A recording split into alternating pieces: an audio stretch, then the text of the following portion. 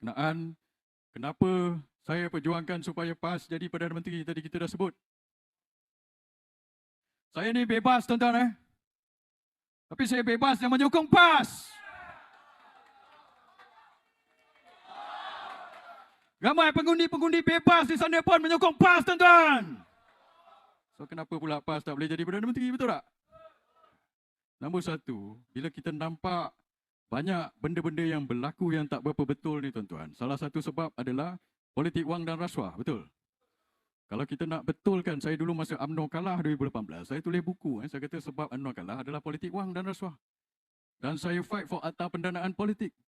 Kalau kita nak betulkan pusingan, tycoon dapat projek bagi duit pada ahli politik bagi duit pada apa ni orang kata dia punya parti bagi duit pada pengundi. Inilah pusingan yang masalah tuan-tuan.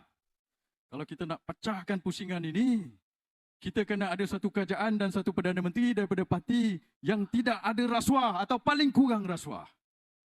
Dan parti itu adalah PAS. Dan saya yakin kalau PAS memimpin, perkara ini menjadi barak. Ini isu nombor satu dalam Malaysia ni tuan-tuan.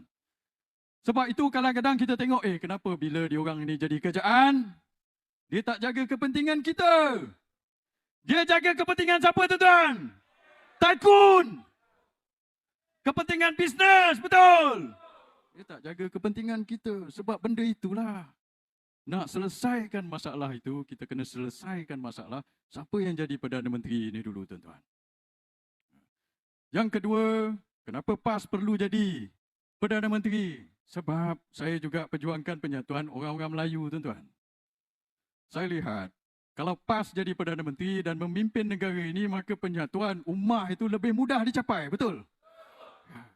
Saya pernah cakap dulu, saya kata, untuk menyatukan orang-orang Melayu, kita kena satukan parti-parti yang besar, parti-parti Melayu yang besar ini.